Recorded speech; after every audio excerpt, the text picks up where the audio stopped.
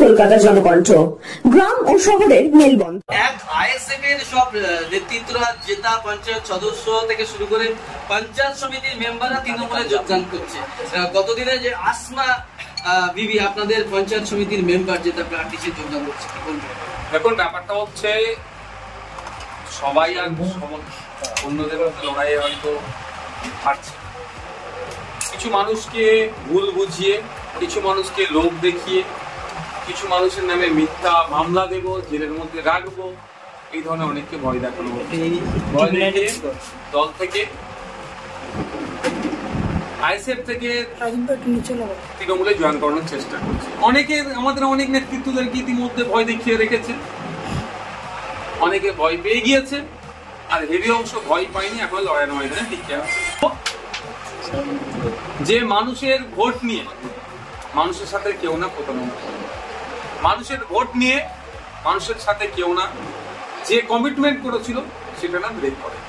হ্যাঁ, যদি মনে হয় কাজ করার অসুবিধা হচ্ছে, উন্নয়নের জোয়ারে সামিল হতে হবে, অনেকে অনেক কথা বলছেন, তাদের উদ্দেশ্যে আমার একটাই বার্তা, সেটা হচ্ছে মানুষ কিন্তু খাম সিম্বলটাকে দেখে ভোট দিয়েছে। সুতরাং যে স্বচ্ছ রাজনীতির কথা যারা বলছেন এখন বর্তমানে, বা যে কথাই বলুন না কেন, তাদের কাজ হবে যে পদত্যাগ করে নতুন দলে সে অংশগ্রহণ করুন।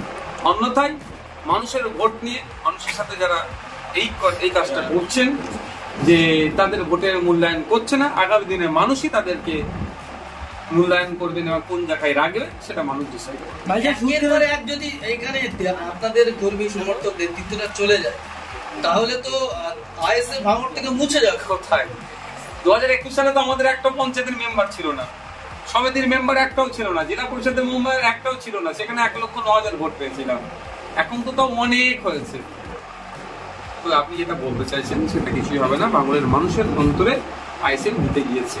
তো কোনো একটা নির্বাচিত জনপ্রতিনিধি যদি বিভিন্ন ফলে যায়, তাতে আইএসএফ এর খুব ক্ষতি হয়ে যাবে, এরকম ব্যাপার না। এরপরে আরো অনেকের নাম শোনা যাচ্ছে যে আপনাদের যে একমাত্র জেলা পরিষদ সদস্য যেটা রাইনুল হক, সেও নাকি তৃণমূলে যোগদান করবে বলে সূত্র মারফত খবর পাচ্ছে। দেখুন ব্যাপারটা হচ্ছে আজকেই তো রাইনুল এসেছিল, কথা হচ্ছিল, এরকম কোনো তার কাছে আওয়াজ পাইনি। তবে একটা কথা দেখুন, আমি আবারও বলছি, অনেক মিথ্যা ভয় দেখাচ্ছে, চমকাচ্ছে, ধমকাচ্ছে। ওই চমকে ধমকে কিছকিছু মানুষকে ভয় নিতে পারবে, সামগ্রিকভাবে আইএসএফ কে রুখে রাখতে পারবে।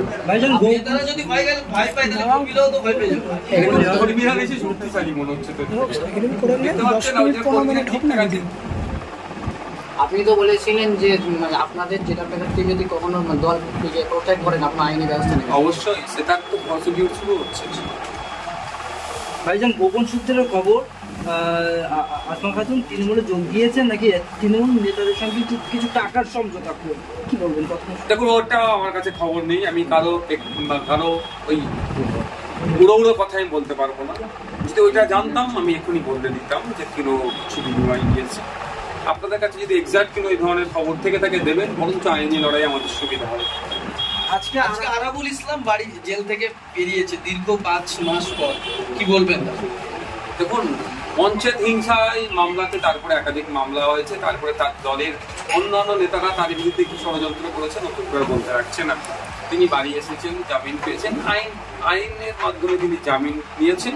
তবে আমরা পঞ্চায়েত মামলাতে যেটা করেছি, আমাদের কর্মী খুন হয়েছে, একাধিক কর্মী খুন হয়েছে, একাধিক কর্মী ক্ষতিগ্রস্ত হয়েছে। আমরা যে আরাবুল ইসলাম সাহেব যাতে কনভিক্ট হয়, যাতে তার বিচার হয়, তার জন্য আমরা লড়াই করে যাবো।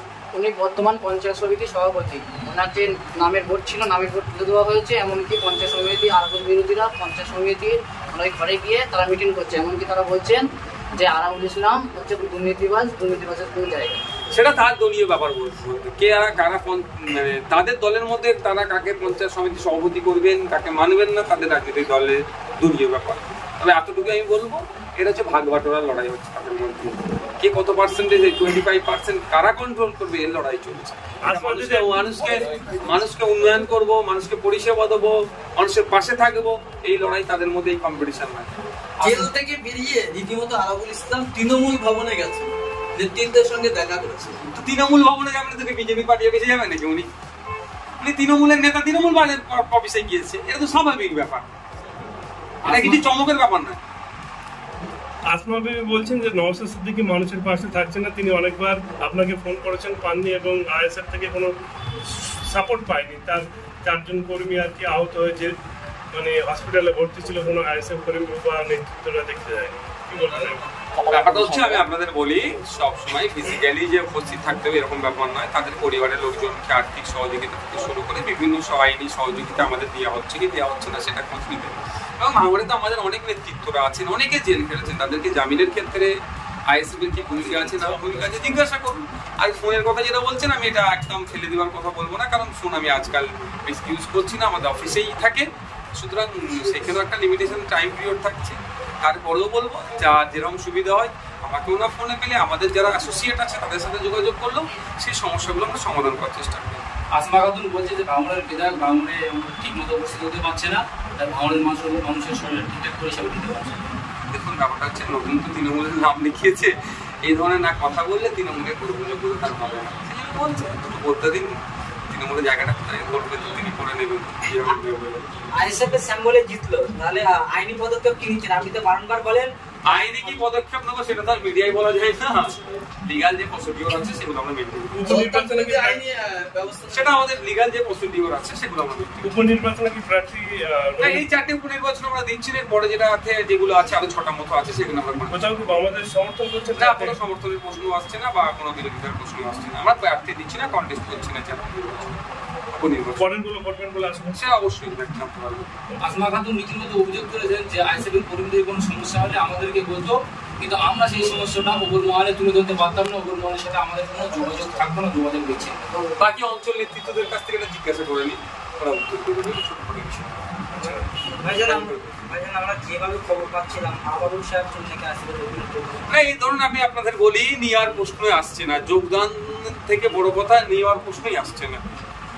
আপনি কি সুচিকিৎসার কথা ভাবছেন? আজই চলে আসুন শীষ general and eye care hospital.